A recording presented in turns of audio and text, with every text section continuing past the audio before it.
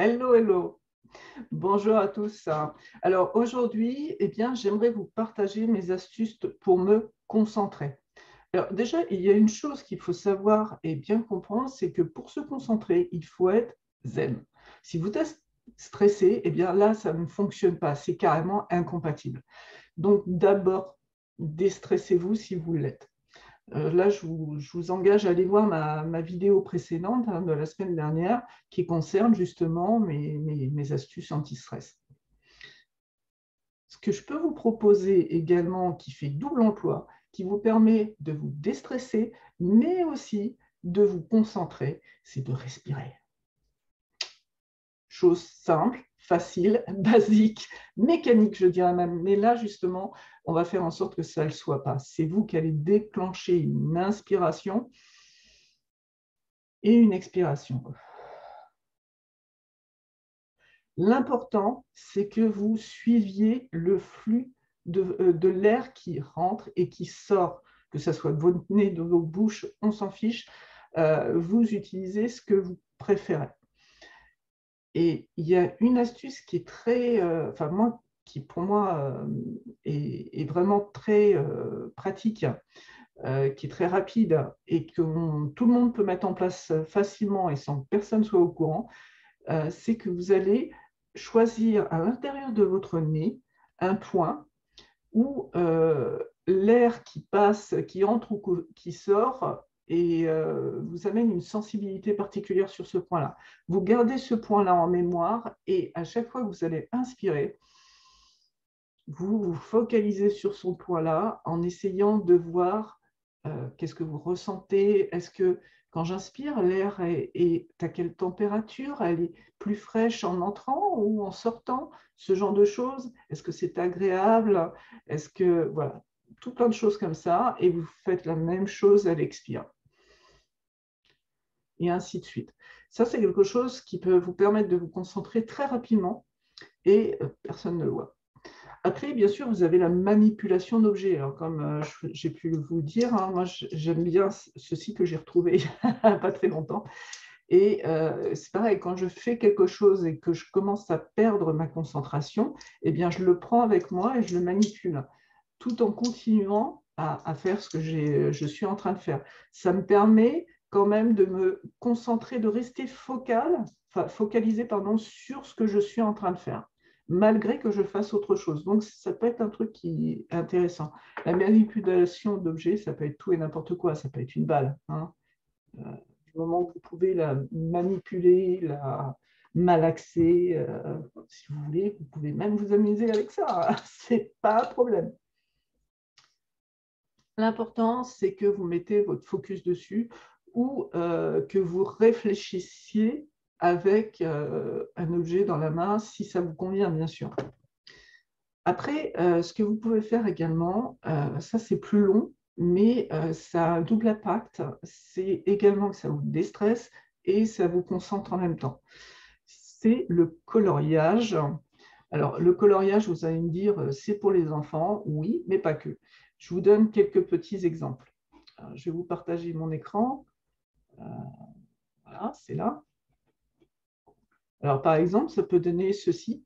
C'est un dessin qui est simple, hein, d'accord? Mais vous en avez plein d'autres. Et quand vous allez sur le net, vous allez trouver pléthore de possibilités, de choses que vous allez pouvoir télécharger, hein. D'ailleurs, par exemple, sur tortue, là, j'ai une tortue qui est simple, hein. Ça peut être pour votre enfant, ça peut être pour vous, hein, peu importe. Sinon, il y a une autre chose aussi qui est intéressante, c'est le Zentangle. Le Zentangle, c'est la contraction de zen et rectangle. Et ça vous permet de faire ce type de choses. C'est-à-dire que vous pouvez prendre une forme, par exemple, hein, le contour de votre main, tout simplement, et vous allez, de cette forme basique, vous allez créer une ambiance avec des lignes, des cercles, des triangles, des rectangles pour, rendre cette main vraiment remarquable et agréable à regarder. Donc, il y en a plein d'exemples, hein, sur le net, vous allez en trouver partout. Il y a plein de motifs, il y a plein de tutos, il y a aussi des livres, hein, que vous allez trouver sur ça. Donc, n'hésitez pas. C'est quelque chose qui est assez sympa, le Zentangle, parce que ça vous permet, c'est un élément qui est créatif. Là, c'est pas passif comme le coloriage. Le Zentangle, ça va vous permettre de créer quelque chose. Donc, vous allez devoir mobiliser toutes vos ressources pour vous dire, bon voilà, j'ai une forme à remplir, et je vais la remplir avec quoi?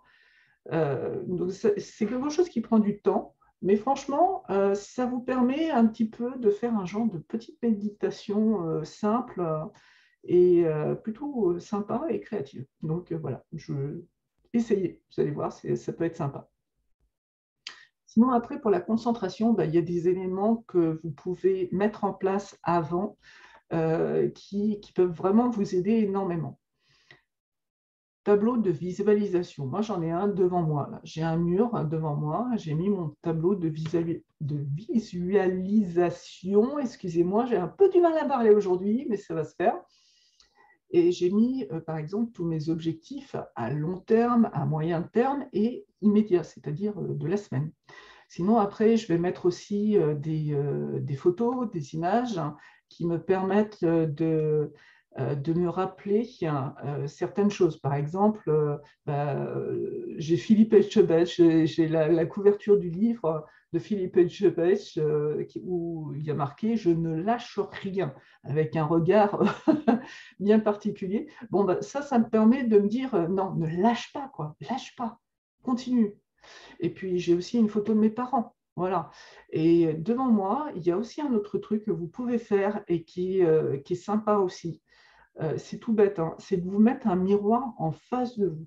C'est-à-dire que quand vous avez un coup de mou, alors c'est aussi bien pour se concentrer que pour récupérer de la motivation en fait.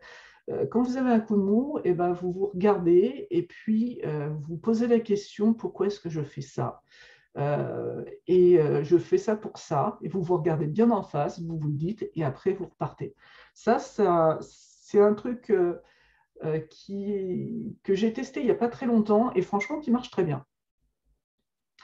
Après, il y a une chose qui est importante aussi, c'est que quand vous voulez vous concentrer, vous voulez vous concentrer peut-être sur des choses de tous les jours, mais peut-être que vous avez des objectifs qui sont un petit peu plus précis. Et dans ces cas-là, eh bien, il faut qu'un objectif soit bien, comment dire, que vous ayez bien analysé ce que vous vouliez faire et comment vous vouliez le faire. Par exemple, si c'est un rêve, ça peut être n'importe quoi, hein, je ne sais pas moi, peut-être que vous avez envie de retonifier votre corps entièrement, de bien le muscler, etc.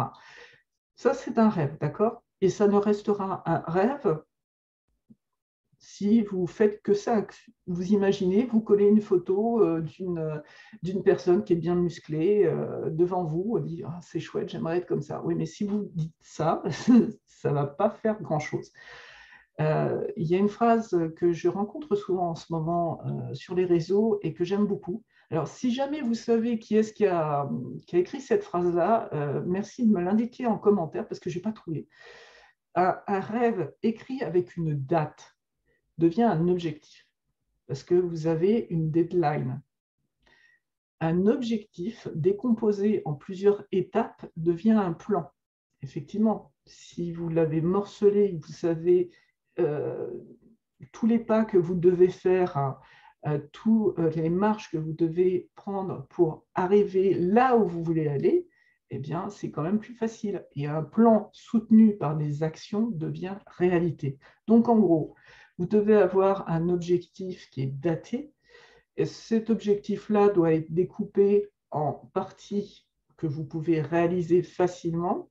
Et donc, vous devez vous mettre en action pour faire cet objectif. Sinon, vous avez aussi, pour se concentrer, les fameux Pomodoro. Ce sont des séances que vous allez faire de 20 minutes, hein, par exemple, et vous allez avoir 5 minutes de pause. Et quand on parle de 20 minutes, c'est 20 minutes concentrées sur ce que vous devez faire. C'est-à-dire qu'avant de déclencher le minuteur, tout doit être prêt. Vous savez exactement ce que vous devez faire, tout est prêt pour commencer la chose que vous devez faire. et vous enclenchez le minuteur et pendant 20 minutes, votre téléphone est coupé, vous avez prévenu tout le monde que vous vouliez avoir personne dans les pattes et vous êtes concentré, focal pendant 20 minutes. Après, pendant 5 minutes, vous vous détendez. Et puis, vous recommencez pour une séance de 20 minutes, 5 minutes, 20 minutes, 5 minutes. Alors, cette durée de 20 minutes, hein, ça dépend des personnes. Il y a des gens qui ont besoin de plus et d'autres un petit peu de moins. Ça dépend. À vous de voir. Moi, j'ai fait plusieurs tests, hein, et il s'est avéré que j'ai besoin d'avoir des séances de 1h30 personnellement, parce que sinon, c'est trop frustrant pour moi d'arrêter à 20 minutes alors que, je commence à être dans le flow, j'ai plein d'idées qui commencent à arriver. Si je coupe à ce niveau-là, mes idées disparaissent. Donc, pour moi, 20 minutes, ce n'est pas suffisant. Par contre, Pomodoro, j'aime bien le mettre en place sur des choses que je n'aime pas faire. Par exemple, l'administratif, je déteste ça. Vraiment, vraiment à fond, je déteste ça. Et pour me motiver à le faire, je me lance une séance Pomodoro. Mais là, je la fais sur une séance courte. Je me dis, allez, pendant 10 minutes, tu vas faire tes papiers, juste 10 minutes, et puis après, tu t'arrêtes. Sauf qu'avec mon type de caractère, je sais très bien que je commence pendant 10 minutes et puis après, je veux finir, donc je finalise. Mais au moins, ça m'a permis de passer le cap du ça m'ennuie, quoi, j'ai pas envie. Alors que là, eh ben voilà, j'y vais. J'y vais. C'est le pied à l'étrier, comme on dit. Alors ça peut être intéressant, voilà. Et sinon, pour tout ce que vous faites, la concentration, c'est aussi une bonne hydratation. C'est toujours important d'avoir une bouteille d'eau à côté de soi, un verre d'eau qui est toujours plus ou moins alimenté. Et pourquoi? Parce que notre cerveau, il a besoin de plusieurs choses pour fonctionner, hein. Il a besoin que vous dormiez bien, par exemple, hein, d'une bonne nuit de sommeil, mais il faut aussi qu'il soit bien hydraté et qu'il soit bien oxygéné. Donc, ça peut être aussi sympa, avant de faire quelque chose qui va vous demander beaucoup de concentration, de faire une petite séance de sport. Ce n'est pas forcément grand-chose, hein. Vous pouvez, par exemple, aller, vous faites 3 minutes de danse. Vous prenez un titre que vous aimez et vous dansez dessus, tout simplement. Voilà, eh ben, c'était mes petites astuces. Je vous dis à la prochaine fois et puis ciao.